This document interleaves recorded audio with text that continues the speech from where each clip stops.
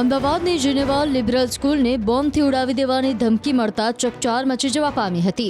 શહેરના શાંતિપુરા વિસ્તારમાં આવેલી આ શાળાને તાજેતરમાં એક ધમકીભર્યો મેલ મળ્યો હતો, જેની જાણ તાત્કાલિક અસરથી પોલીસને કરાતા પોલીસ તાબડતોબ એક્શનમાં આવી હતી અને તપાસ હાથ ધરવામાં આવી હતી।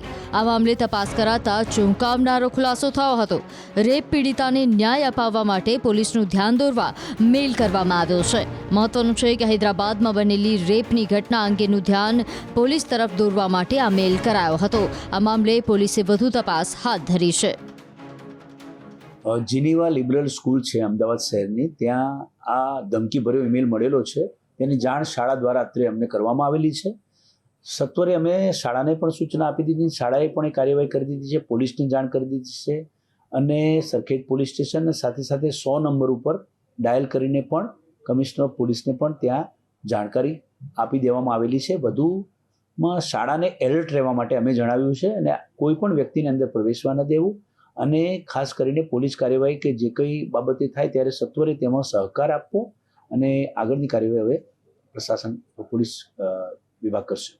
कोई हैदराबाद से था, वो किसी से परेशान था, तो अपने ध्यान को भटकाने के लिए या किसी वजह से उसको पुलिस से परेशान था, पुलिस के अगेंस्ट कुछ लाइन लिखे हुए थे, वो परेशान था, इसलिए उसने एक मेल डाला कि हमारी बात कोई नहीं सुन रहा है, आपके स्कूल को हम ब्लास्ट कर देंगे। यही था मेल।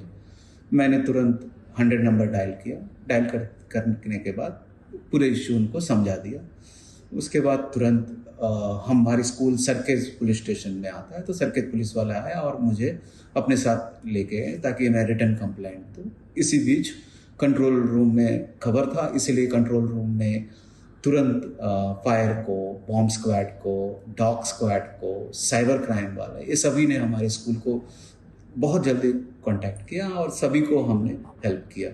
અમદાવાદના સાણંદ નજીક આવેલી શાંતિપુરા 4 રસ્તા પાસે જીનીવા લિબરલ સ્કૂલ જે છે કે તેને બોમ્બથી ઉડાવી દેવાની ધમકી મળી છે અને એક અજાણ્યો ઈમેલ જે છે તે સ્કૂલને સવારે 10:15 વાગે મળ્યો હતો અને તેમાં સ્કૂલને બોમ્બથી ઉડાવી દેવાની ધમકી આપવામાં આવી છે। સ્કૂલ પ્રશાસને સ્થાનિક પોલીસ અને કંટ્રોલ રૂમમાં આ સમગ્ર મામલે જાણ કરી હતી અને તેમાં ક્યાંક ને ક્યાંક પોલીસ દ્વારા જે છે તે તપાસ પણ કરવામાં આવી રહી છે કે આ જે અજાણ્યો ઈમેલ જે છે તે કોના દ્વારા કરવામાં આવ્યો છે।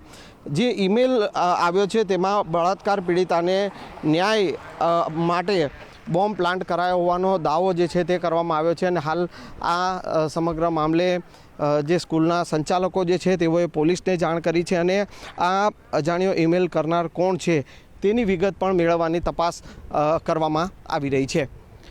કેમેરામેન પંકજ મકવાણા સાથે સંજય ટાંક, ન્યૂઝ 18 ગુજરાતી, અમદાવાદ।